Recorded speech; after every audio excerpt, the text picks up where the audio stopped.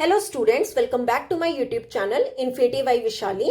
आज हम class 10th NCERT का चैप्टर नंबर 5 अर्थमेटिक प्रोग्रेशन की एक्सरसाइज 5.3 का क्वेश्चन नंबर 15 स्टार्ट करेंगे। लास्ट लेक्चर में हमने इस एक्सरसाइज के क्वेश्चन नंबर 14 तक कंप्लीट कर लिए। अगर आपने वो लेक्चर अभी तक नहीं देखे हैं तो प्लीज जाके उन्हें एक बार जरूर देख लीजिए।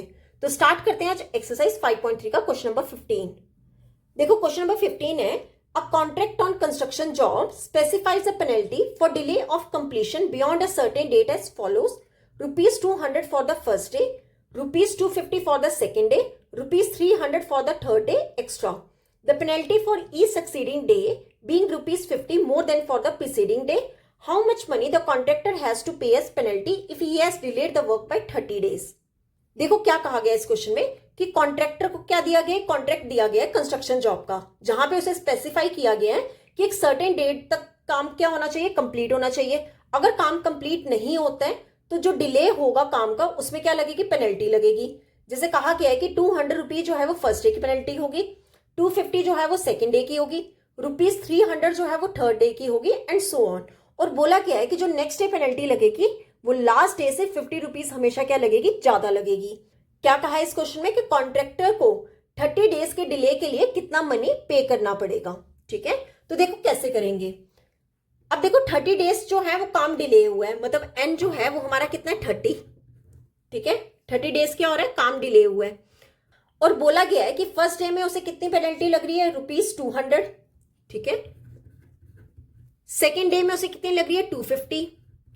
हर बार 50 रुपीज क्या हो रहे हैं, इंक्रीज हो रहे हैं। और 300 जो है उसे किसके लिए लग रही है, थर्ड डे के लिए एंड सो ऑन। इस तरह उसे 30 डेज की क्या लग रही है, पेनल्टी लग रही है। अब देखो हमें क्या निकालना है कि उसे 30 डेज के लिए कितना पे करना पड़ेगा, मतलब हमें S30 क्या करना पड़ेगा, फाइन। ठीक है, 30 डेज का सम उसे कितना पे करना पड़ेगा। अब देखो यहां पर अगर हमें चेक करूं ए कितना होगा, ए क्या होती है, फर्स्ट टर्म मीन्स 200। अब चेक कर लेते हैं डी, डी कितना होगा, A2 माइनस A1। ठीक है, A2 कितना है, 250 माइनस A1 कितना है, 200। दोनों को सब्ट्रैक्ट करके डी हमारा कितना आ गया, 50। ठीक है, ए आ गया, डी आ गया, एन आ गया। अब मैं 30 डेज का सम निकाल सकती हूँ। ठीक है, क्या फॉर्मूला होता है हमारा एस एन का, एन डिवाइड में 2a plus N minus 1 into D. Values put कर लेते हैं। 30 डेज का निकालना है हमें, एन कितना है, 30। एन की जगह कर दो 30 पुट। 2 मल्टीपल ए कितना है, 200 प्लस एन, एन कितना है, 30 माइनस 1 इंटू डी, डी हमारा कितना है, 50। ठीक है, ये 2 के टेबल से कैंसिल, 2 1 का 2 15 का, तो कितना हो जाएगा हमारा 15 इंटू 2 इंटू 200 कितना हो जाएगा, 400 प्लस 30 माइनस 1 कितना होगा, 29 मल्टीपल 50। क्लियर। अब देखो कैसे करेंगे सॉल्व आगे। 15 मल्टीपल 400 प्लस 29 इंटू 50 कितना होता है, 1450 होता है। ठीक है, 1450 इज इक्वल टू 15 मल्टीपल 1450 में जब 400 प्लस करोगे तो कितना हो जाएगा, 1850। ठीक है, तो यहां से S30 कितना हो जाएगा, दोनों को मल्टीप्लाई करने पे S30 हमारा कितना हो जाएगा, 27750। मतलब 30 डेज की पेनल्टी कॉन्ट्रैक्टर को कितनी पड़ रही है, रुपीज 27750। तो हम क्या लिखेंगे, therefore the contractor has to pay, कितना पे करना पड़ेगा उसे, रुपीज 27,750 एज पेनल्टी। यही हमें इस क्वेश्चन में क्या कहा था निकालने को।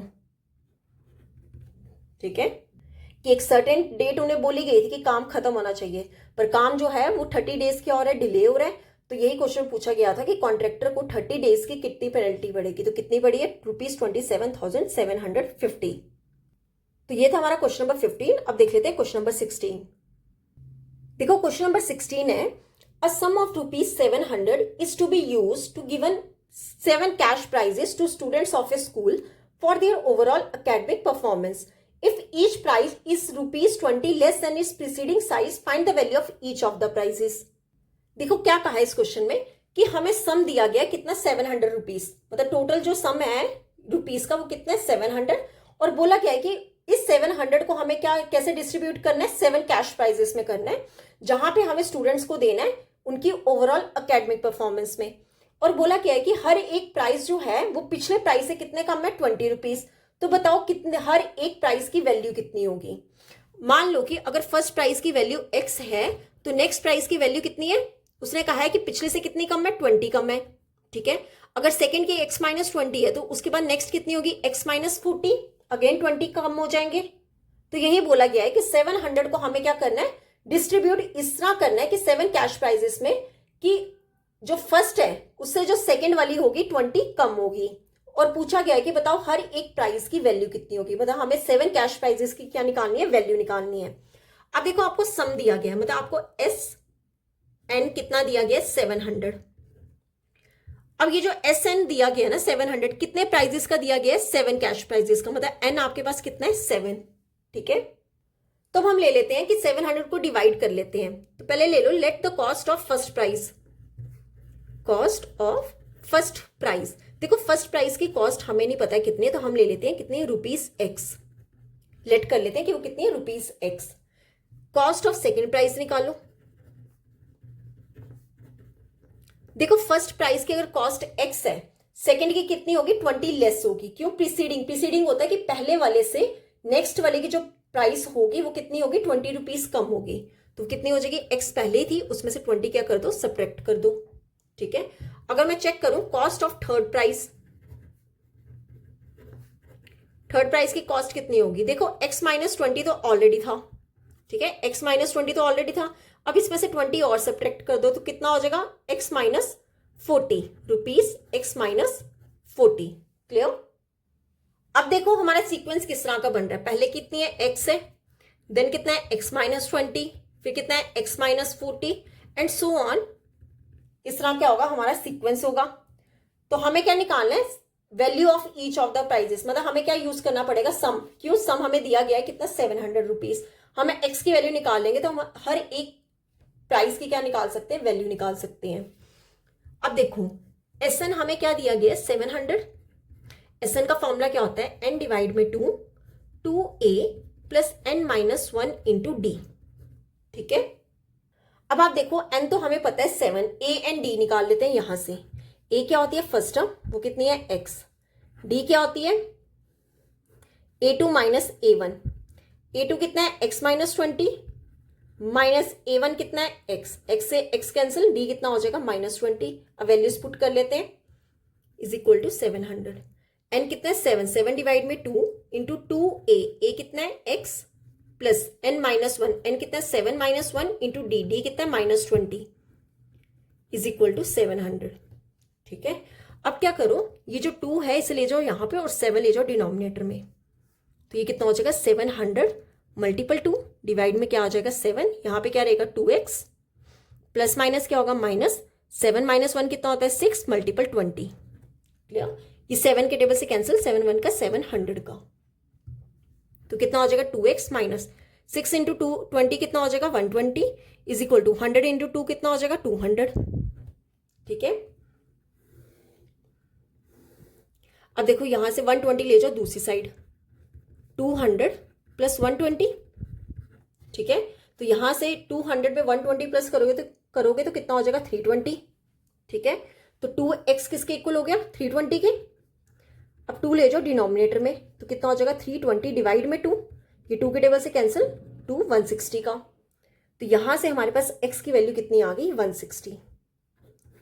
मतलब हमारा जो फर्स्ट प्राइस है उसकी कॉस्ट कितनी होगी, रुपीज 160। तो हम क्या लिखेंगे, therefore value of each of the prizes was,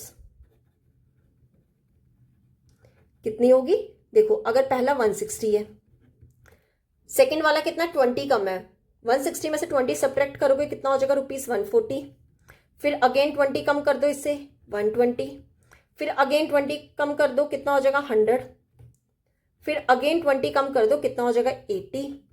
फिर अगेन रुपीज 20 कम करोगे, कितना हो जाएगा, रुपीज 60। अगेन कम करोगे तो कितना हो जाएगा, रुपीज 40। देखो कितने हो गए, 1 2 3 4 5 6 7। हमें यही क्या करने थे, 7 प्राइजेस की वैल्यू निकालनी थी। ठीक है, यही बोला गया था कि टोटल जो सम है वो कितना, 700। ठीक है, 7 कैश प्राइजेस देने थे स्टूडेंट्स को उनकी ओवरऑल एकेडमिक परफॉर्मेंस के लिए। और उसने कहा कि हर एक प्राइस जो है वो पिछले वाले से 20 रुपीज कितने कम है।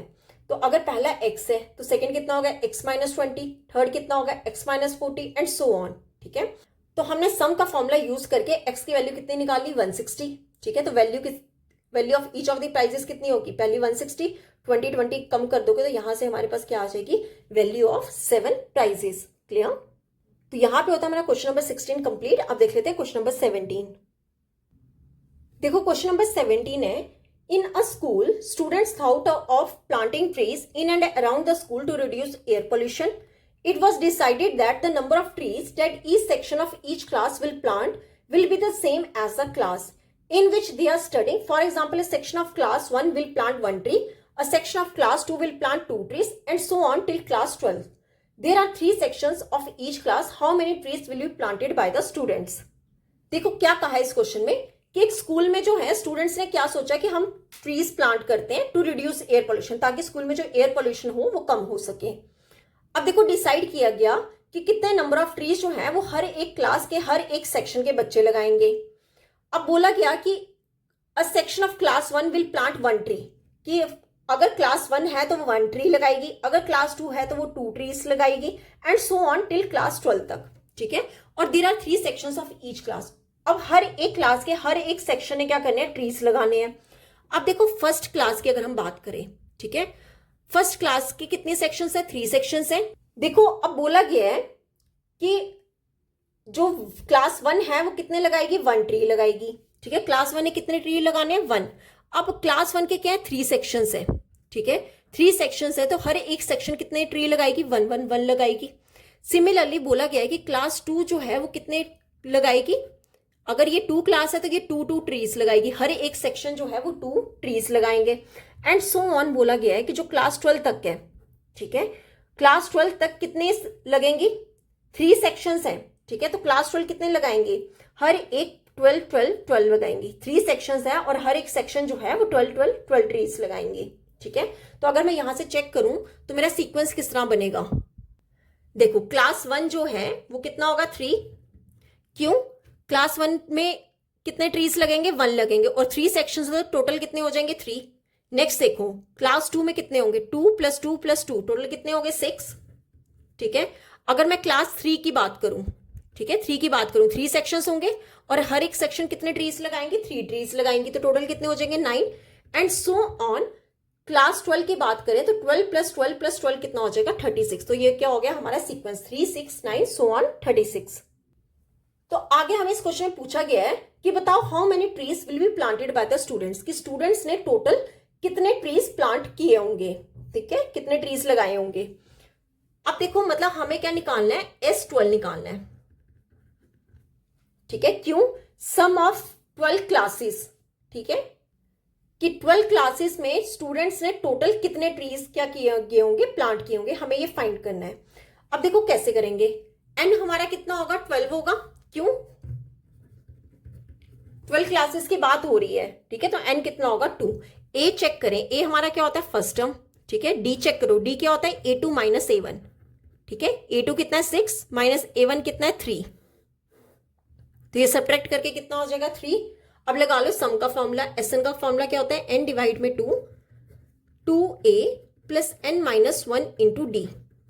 वैल्यूज पुट करें, n कितना है, 12 = 12 डिवाइड में 2 × 2a, a कितना है, 3 + n - 1 मीन्स 12 - 1 × d, d कितना है, 3।